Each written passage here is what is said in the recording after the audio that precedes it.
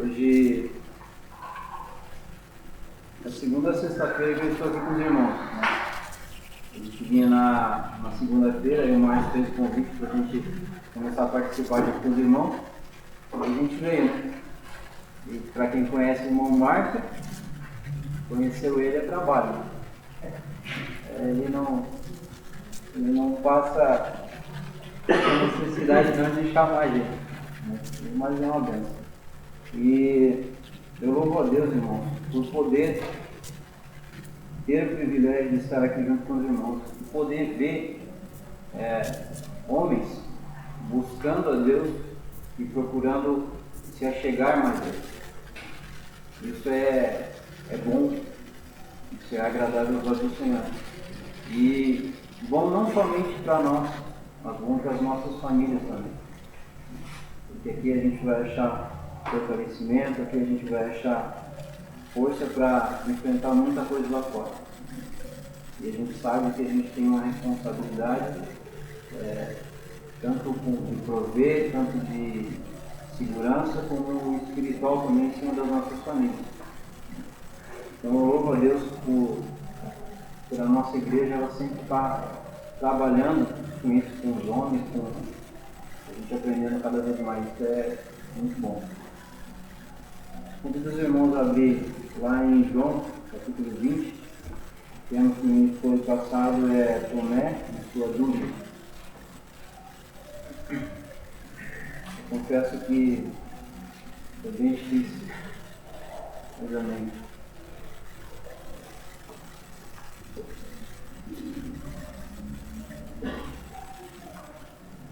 Todos acharam? João capítulo 20, a partir do versículo 24. Me passaram 20 e 27, porém eu vou ler um pouquinho atrás, a partir do versículo 24. Contudo, Tomé, um dos 12, chamado Dídimo, não estava com eles quando Jesus apareceu. Os outros discípulos, no entanto, anunciaram: nós vimos o Senhor.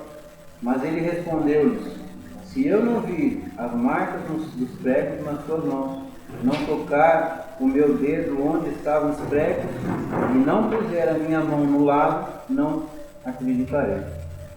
Após 8 dias, os discípulos estavam reunidos ali outra vez, e Tomé estava com eles. As portas estavam trancadas quando Jesus apareceu, pôs-se no meio deles e disse: paz seja convosco. Então dirigiu-se a Tomé, dizendo: coloca o teu dedo aqui, vê as minhas mãos, estende tua mão e coloca no meu lado. Agora não seja incrédulo, mas crente. E Tomé confessou a Jesus: meu Senhor e meu Deus. Ao que Jesus lhe afirmou: Tomé, porque me viste, acreditaste. Bem-aventurados que não viram e creram. Amém? Irmão,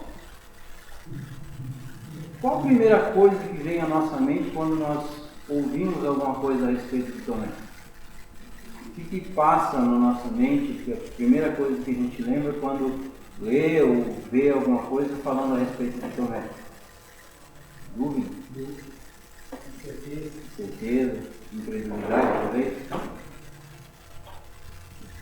Isso me chama muita atenção, porque hoje a gente ouve muitas vezes a gente ouve aquele dito popular, né? Só que nem Tomé, só acredito vendo, ou tenho que ver para crer.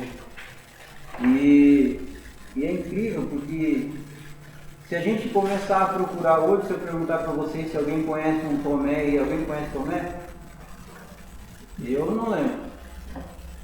Nem me lembro de alguma vez ter conhecido algum Tomé. Mas João, Maria, Paulo, Tiago, a gente ouve bastante.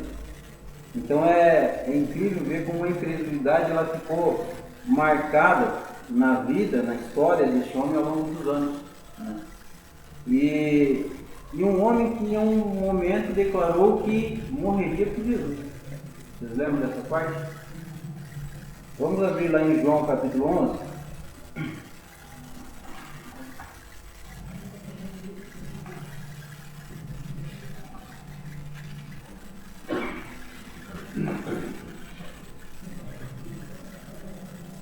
João capítulo 11, vou ler a partir do versículo 7. Ali quando Jesus ele fica sabendo a respeito de seu amigo Lázaro, que estava enfermo, está escrito assim no versículo 7. Depois disso, disse aos seus discípulos: vamos outra vez à Judéia. Disseram-lhe eles: Rabi, ainda agora os judeus procuravam apedrejar-te, voltas para lá? Os discípulos estavam preocupados com Jesus, porque lá no versículo 10 nós vemos quando ele estava pregando na Judéia, e ele falava ali que eu e o Pai estamos juntos. E os judeus ali ficaram irritados com ele, procuravam ali prendê-lo, procuravam matá-lo. E os discípulos agora estavam preocupados com o desejo de Jesus de voltar para a Judéia, né? Mas aí no versículo 14, Jesus ele pega e esclarece: Lázaro morreu, e é por vossa causa, alegro-me que eu lá não estivesse, para que criais, sendo assim vamos ter com ele. E no versículo 16 nós vemos: disse, pois, Tomé, chamado Dídimo, aos discípulos: vamos nós também com ele, para morrer com ele. A gente vê isso aqui, a gente até pensa que Tomé é meio cético, né? Meio descrente, porque a gente mais ou menos vê como se ele tivesse, vamos com Jesus, né? Se não tiver jeito de morrer, ele morre de uma vez e acabou. Mas se a gente vê Tomé, ele andou durante 3 anos com Jesus. E durante 3 anos ele teve o privilégio de aprender diretamente com o Mestre. Tomé ali, ele teve a oportunidade de ver cego sendo curado, teve a oportunidade de ver paralítico levantando das suas camas, começando a andar, teve a oportunidade de ver até mesmo leprosos ali sendo curados. Ele estava ali no momento em que Jesus ordenou Lázaro: sai para fora. E Lázaro ali, depois de 4 dias, já morto, tirando o mal, voltou à vida. E isso, ele vivenciou tudo isso, ele viu tudo isso, né? E agora ele estava dizendo: eu preciso ver para crer. Se eu não ver, se eu não tocar, eu não crerei. Então nós vemos que Jesus, com todo o seu amor, sabendo da incredulidade dele, sabendo das dúvidas dele, ele volta e aparece novamente ali no meio dos discípulos, e chega ali logo dizendo para Tomé: coloca a tua mão, coloca o teu dedo e toca aqui. Tomé, não seja incrédulo, seja crente.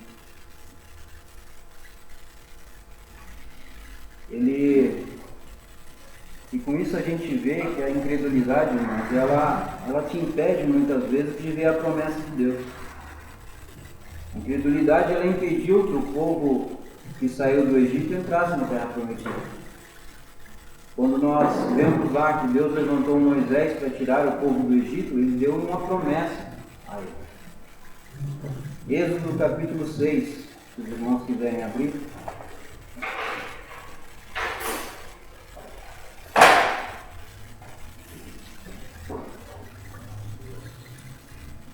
Êxodo capítulo 6, a partir do versículo 6. Portanto dirás aos filhos de Israel: eu sou Yahvé, e vos farei sair de debaixo das cargas do Egito, vos libertarei da sua escravidão e vos resgatarei com braço forte, com poderosos atos de juízo. Eu vos tomarei por meu povo, e eu serei o vosso Deus. Então vos aprendereis que eu sou Yahvé, o vosso Deus, e que vos faz sair de sob as cargas pesadas e injustas do Egito. Depois eu vos farei entrar na terra que eu, com mão levantada, jurei que daria a Abraão, a Isaque e a Jacó. Eu vou-la darei como possessão. Eu sou Yahvé. Havia o peso de uma promessa de Deus sobre a vida deste povo. Não era uma promessa de qualquer pessoa, era uma promessa de Deus. Além disso, eles viram de perto a mão poderosa do Senhor e todas as maravilhas que Ele realizou para trazê-los até aquele lugar. Ele lhes havia prometido Havia uma promessa sobre ele e eles viram, acompanharam tudo isso de perto. Porém, no capítulo 13 de Números, irmãos, eu vou usar bastante o número.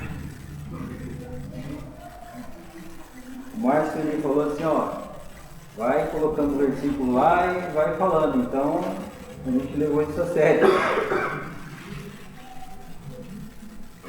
No capítulo 13 de Números, nós vemos que um grupo de homens, eles saem, né, com a missão de reconhecimento por aquela terra.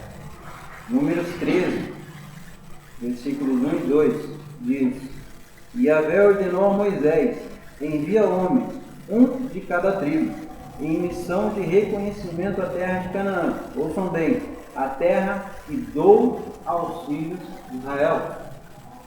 Havia uma promessa sobre eles. O Senhor estava dizendo: eu darei a terra de Canaã a vocês. Vão e observem.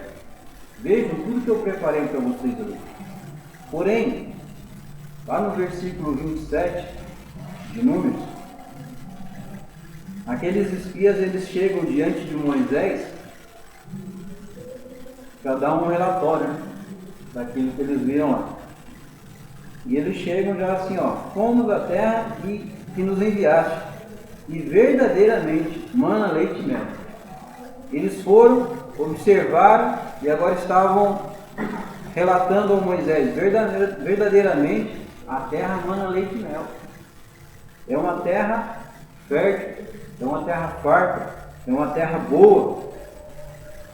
Irmãos, no versículo 23 fala de um cacho de uva.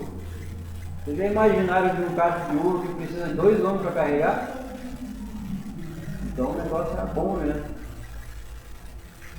Deus estava dizendo àquele povo: estou dando a vocês uma terra fértil, uma terra que mesmo em meio a um deserto, é uma terra de fartura. É uma terra que mana leite e mel, uma terra onde vocês vão estar bem, uma terra onde vocês vão ter provisão, onde eu vou cuidar de vocês. Se o relato dos espias parasse aí, seria maravilhoso.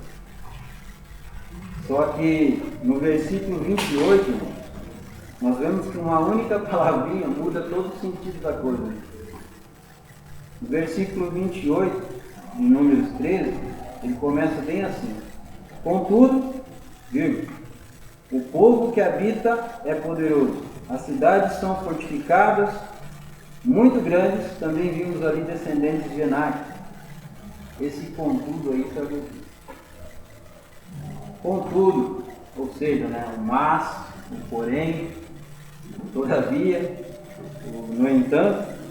Então, a terra é boa, mas lá tem gigante. A terra é boa, mas a gente vai ter dificuldade para entrar lá dentro. A terra é boa, mas. E é engraçado porque eles estavam vendo tudo aquilo que Deus estava fazendo por eles, desde lá do Egito. Tudo aquilo que Deus tinha feito com a mão poderosa que Ele tinha tirado eles do Egito, eles viram tudo isso. Vimos aqui então que o relato desses homens, né, na realidade de 10 homens, né, que 2 foram de fora. O relato desses 10 homens trouxe uma palavra de dúvida, né, que gerou um sentimento de incredulidade no coração daquele povo. E nós vemos, ao ponto de nós vermos lá no versículo 20, no versículo 33, a declaração que eles fazem. Também vimos ali gigantes, filhos de Enac, descendentes de gigantes, e éramos aos nossos olhos como gafanhotos. Não eram os olhos deles, eram aos nossos olhos. Ô Matias, seja bem-vindo, meu irmão. Então, eles estavam dizendo assim, ó: diante desses homens aqui, a gente é como um insetinho. Eles esqueceram todo aquele Deus maravilhoso, aquele Deus poderoso, que veio cuidando e trazendo eles até aquele momento. Irmãos, este povo, ele viu quão grande é Deus, o Deus que havia trazido eles à terra. Viram todas as maravilhas que Ele tinha feito e tinha preparado naquela terra para eles. E eu preciso ver, e eu preciso ver para que a gente vê que não adiantou muito ainda. Não é verdade? Porque eles viram e mesmo assim não veio. Vamos mudar para Hebreus capítulo 3. Hebreus capítulo 3, a partir do versículo 17.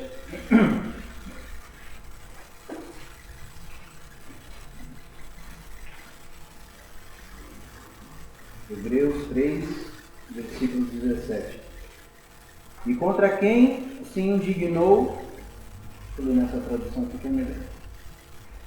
E contra quem Deus se manteve irado por 40 anos? Não foi contra aqueles que pecaram, cujos corpos tombaram mortos no deserto? E a quem jurou que jamais haveria de ingressar no seu repouso? Ora, não foram aqueles que se mantiveram desobedientes? Concluindo deste modo que não lhes foi possível ter acesso à terra prometida por causa da incredulidade. E contra a incredulidade, como a gente veio falando, a incredulidade ela te impede de ver e viver as promessas que o Senhor tem para você. Em Atos, porque esse povo, nós não fomos chamados, na realidade nós não fomos chamados para ver, nós fomos chamados para ver. Atos capítulo 16, versículo 31, está escrito: crê no Senhor Jesus e serás salvo tu e a tua casa. Crê no Senhor Jesus e serás salvo tu e a tua casa. Não sou eu que estou dizendo, é a palavra de Deus. E é nessa palavra que eu procuro firmar a minha vida e que um dia eu verei os meus junto comigo, louvando e exaltando o Senhor. É nessa palavra que eu tenho me levantado todos os dias e tenho declarado que eu vou ver o meu Pai aqui junto com vocês. Tenho declarado que eu vou ver amigos aqui junto com vocês. Tenho declarado que eu vou ver meu filho junto com vocês. Porque a palavra dele me garante. É uma promessa que ele fez sobre mim. Se eu creio. Então, fique firme. Fique firme, persevere em crer no Senhor.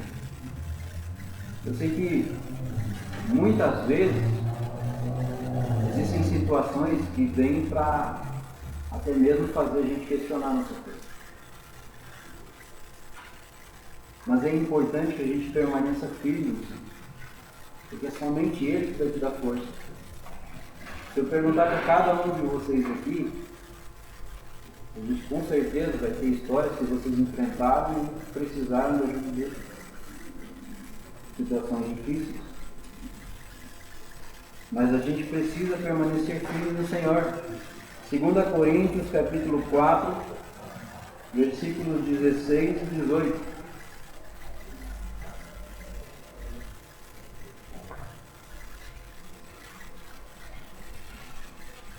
2 Coríntios 4, 16 ao 18.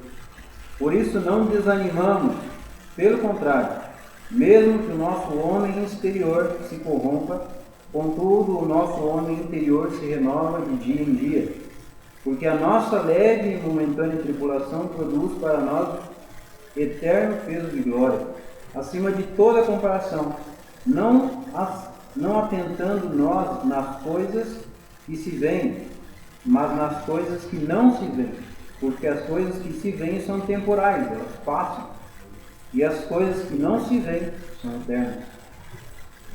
Ou seja, Paulo está dizendo aqui, nós não podemos colocar os nossos olhos nas circunstâncias, porque circunstância muda. Hoje você pode estar enfrentando uma luta, hoje você pode estar passando por momentos difíceis na sua caminhada, hoje você pode estar enfrentando cansaço, desânimo, situações que te afligem. Porém, amanhã tudo isso pode mudar. Amanhã tudo isso pode mudar. Como também é o contrário. Hoje você pode estar bem e amanhã você pode estar mal. Mas o importante é, irmãos, que as nossas dificuldades os nossos sofrimentos, as nossas lutas, elas são reais. São dolorosas, muitas vezes são desesperadoras, mas o importante é que a gente permaneça firme, porque em tudo isso a gente não passa sozinho. Em tudo isso a gente tem a companhia poderosa e solidária do Pai em Cristo Jesus. A todo momento. João capítulo 16, versículo 36. Eu vos preveni sobre esses acontecimentos para que tenhais paz. Neste mundo sofrereis tribulações, mas tende fé e coragem, eu venci o mundo. Então, você não está sozinho, Ele te acompanha. Nos momentos mais difíceis, Ele disse, Ele está contigo. No momento, eu lembro de um episódio na minha vida, mais ou menos uns 16 anos atrás, o Márcio já conhece essa história. 16 anos atrás, 2 anos após eu e minha esposa aceitaram Jesus. E a gente encontramos uma senhora, e essa senhora foi usada por Deus e nos entregou uma palavra. E ela me disse assim: passarás por uma prova, mas tem bom ânimo, eu estarei contigo. E estou te preparando. No momento eu ouvi aquilo ali e eu olhei para minha esposa e já fiquei com aquele pensamento. Viu prova? Como assim prova? A gente está bem, está tudo tranquilo, saúde está boa, os dois estão trabalhando, a dívida está tudo paga. Eu acho que essa palavra é errada, isso aí não é para mim. E aí você fica já naquela coisa, né? As profetadas, né? Eis que te digo de mim mesmo. E eu fiquei durante um tempo com aquilo ali, meio cético em acreditar naquilo. Porém, pouco tempo depois, minha esposa foi trabalhar e aí ela ligou para mim: ó, estou desempregado. Eu digo: desempregado? Como assim? Ela assim: ó, cheguei aqui, a firma baixou as portas, abriu falência e falou que é para procurar o direito. Jesus, será que começou? Mas eu estava trabalhando, então eu seguro as pontas. E durante um tempo foi assim. Só que para quem trabalha sozinho, sustenta a casa sozinho, sabe que o negócio é estranho. Então começou a acumular algumas dívidas, e aquilo foi piorando cada vez mais, e aí chegou um momento bem difícil. Por várias vezes eu saía para trabalhar e eu não levava marmita. Procurava deixar para eles em casa. E eu lembro de um dia que eu cheguei depois do serviço e a minha esposa pegou e falou para mim assim: ó, tem um pouquinho de comida de arroz na panela, um pouquinho de feijão que tem que está na panela, tem um macarrão, tem 3 bifes na geladeira, uma cebola e um tomate. Digo: amém, e vamos fazer macarrão. Eu peguei o bife, cortei lá os bifes, piquei tudo, piquei a cebola e tomate, fiz um macarronado. A gente sentou para comer à noite. Era eu, minha esposa e meu filho. Nós jantamos, comemos arroz, feijão e macarrão. Oramos a Deus, agradecendo. E eu falei para ela assim: ó, sobrou um pouco aqui para você almoçar amanhã. O Gabriel, ele vai almoçar na escola, para estudar no tempo integral. Eu digo: e amanhã à noite vamos esperar em Deus. E eu lembro que eu fui trabalhar, irmão, e eu não levei marmita.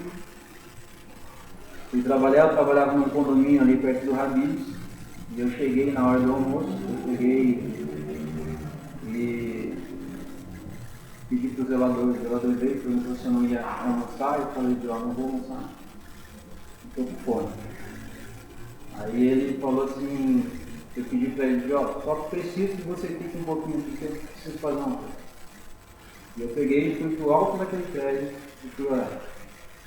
E ali eu passei vários dias. Sempre que eu tinha oportunidade, mas esse dia foi especial. Eu cheguei ali, coloquei meu joelho no chão, comecei a orar e comecei a clamar a Deus.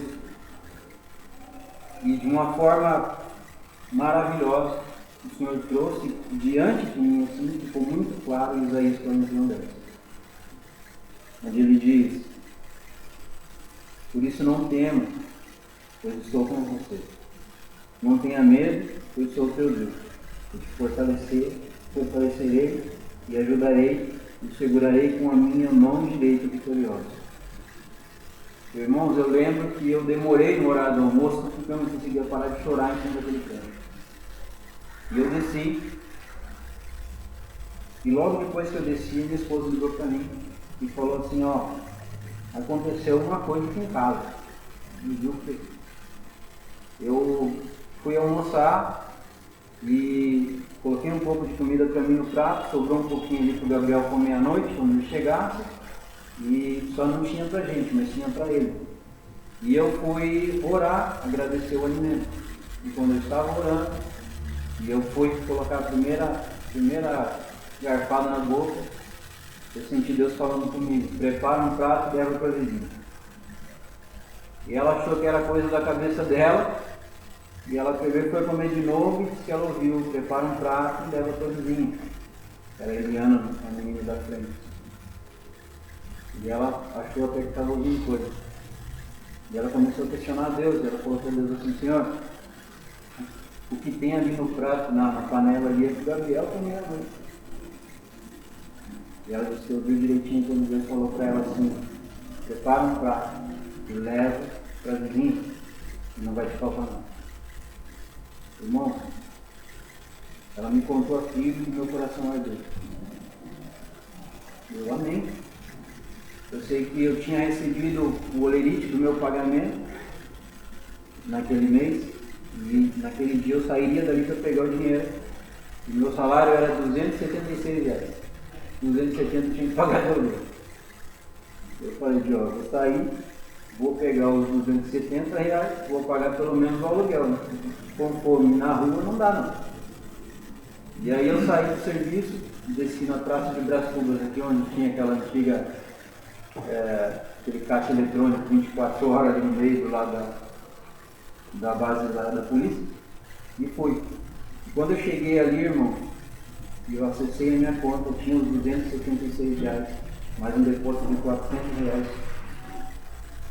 Eu não sei de onde. Eu lembro que aquilo ali, eu olhei aquilo, fiquei apavorado, de onde é que é esse dinheiro. Mas na hora, na situação toda que a gente estava, eu vou fazer uma compra. E saí correndo para o mercado. Peguei um carrinho e entrei correndo no mercado de feira. Cheguei lá no meio, eu senti Deus falando no meu coração: então, vai lá no balcão fiscal e confirma os seus cartões de alimentação e de alimentação. E era quinto dia útil. E eu olhava, parei e falei: Senhor, mas é quinto dia útil, o cartão vira só dia 20. E ele falava: Senhor, vai, confere. E eu fui, conferi, e tinha virado para o 50. Eu lembro que eu quase dei um grito ali na frente das mulheres ali do balcão fiscal. Eu lembro que eu fui, fiz uma compra enorme, peguei um táxi e fui para casa, cheguei na porta de casa, coloquei toda a compra, e aí sim eu bati na porta. E minha esposa, quando abriu a porta, viu aquilo ali, eu sabia que eu não posso ficar. Louvando a Deus. Daí para frente, Deus começou a mudar toda a situação. Em todo momento eu lembrava daquela passagem, que não era para mim comer, Ele estaria comigo. E hoje, para a honra e glória do Senhor, nós, graças a Deus, passamos por tudo isso e estamos vivendo outra fase da nossa vida, para a honra e glória do Senhor. Então, eu creio nas promessas do Senhor, porque eu vi elas se cumprindo na minha vida, e ainda tem mais outros chegando aí, se Deus quiser, agora em dezembro. Então nós decidimos ter, mesmo que as circunstâncias digam o contrário, mesmo que as circunstâncias digam o contrário, eu quero permanecer com meus olhos firmes em Jesus, porque é Ele que é o nosso socorro. No Evangelho de Mateus, lá no capítulo 14, a partir do versículo 25, nós vemos quando Jesus Ele está andando por sobre as águas para encontrar os discípulos. E ali, quando os discípulos veem ele, tomam aquele susto, né? Ao ponto de Jesus ter que dizer assim, ó, calma, sou eu, não temo. E nós vemos no versículo 28, quando Pedro diz assim, Senhor, se és tu, manda-me ir ter contigo sobre as águas. E prontamente Jesus diz, vem. E nós vemos que Pedro, colocando os olhos em Jesus, ele começou a caminhar por sobre as águas. Só que, em um determinado momento da sua caminhada, a Bíblia fala que ele tirou os olhos de Jesus. O que a Bíblia fala? Porque ele começou a prestar atenção nas circunstâncias em volta dele. Ele reparou na força do vento, então ele começou a afundar. E aí, a Bíblia diz, a palavra de Deus diz, lá no versículo 31, e prontamente Jesus, estendendo a mão, tomou, dizendo, homem de pequena fé, por que duvidar? Seu filho, fica de pé isso aqui. Estende a mão. Estende a mão aqui para mim. O senhor consegue me tocar? Não. Não?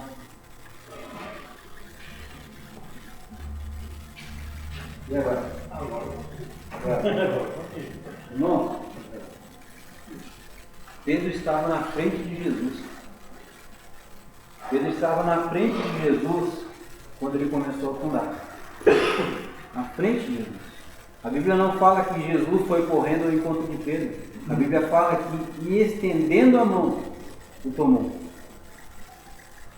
Quando nós tiramos os nossos olhos de Jesus, nós começamos a reparar nas circunstâncias e elas trazem esse sentimento de dúvida no nosso coração. Então,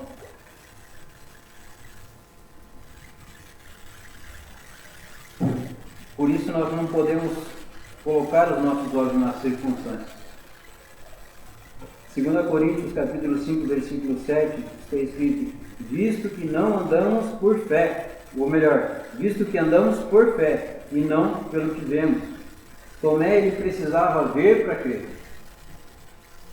Mas a palavra de Deus diz que bem-aventurado aquele que não viu. Bem-aventurados somos nós que não vimos, mas cremos. Amém? Hebreus capítulo 11.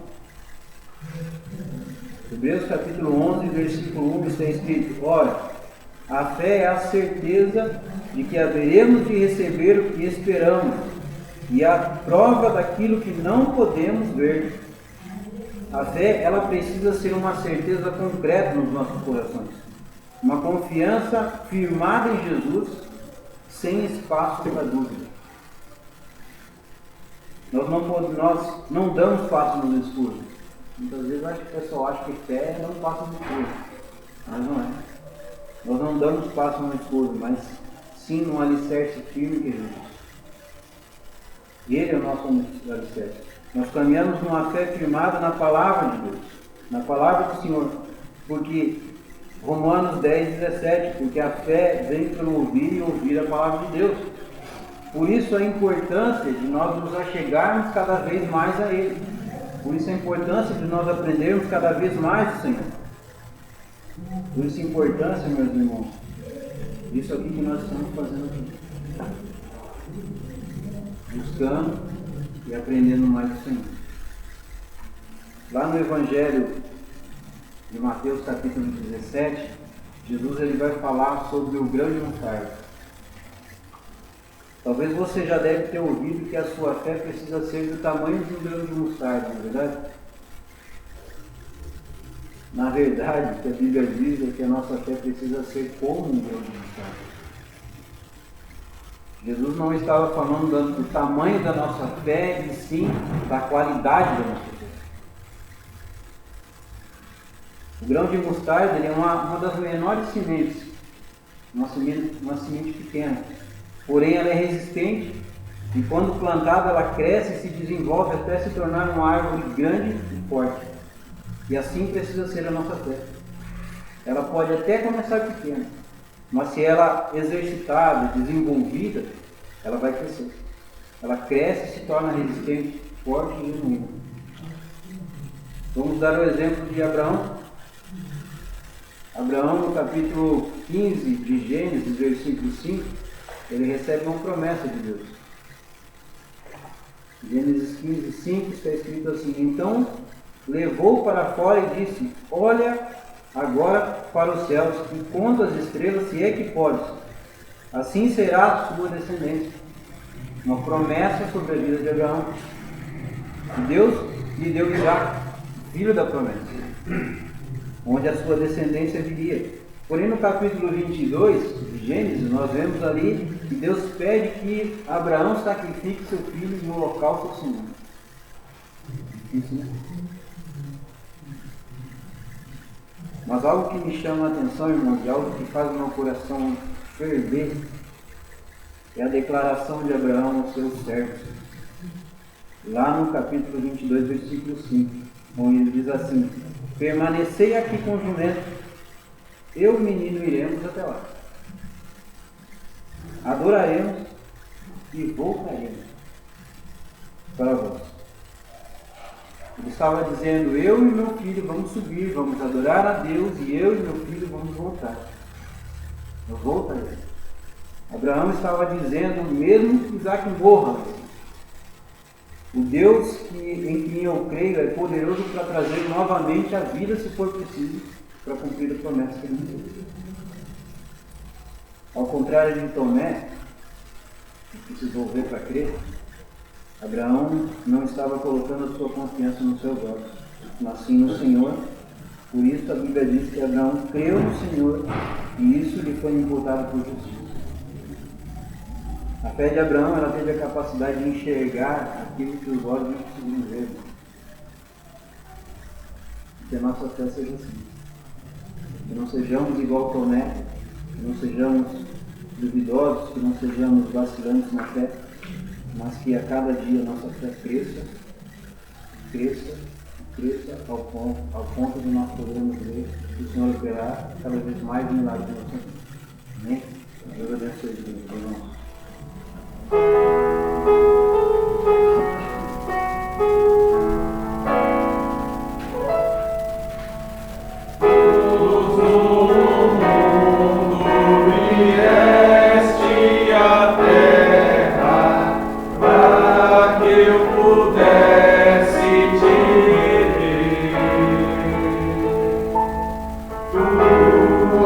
Beleza me leva a adorar-te.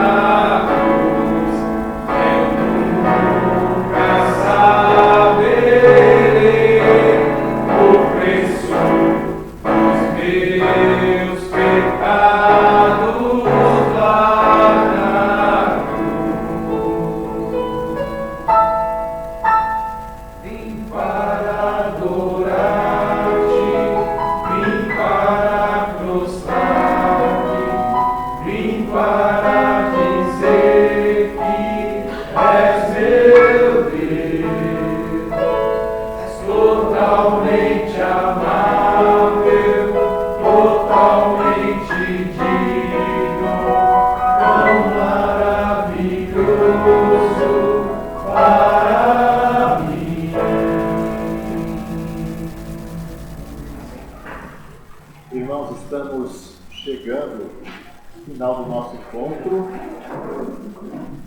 Foi muito bom esse momento de palavra, de comunhão.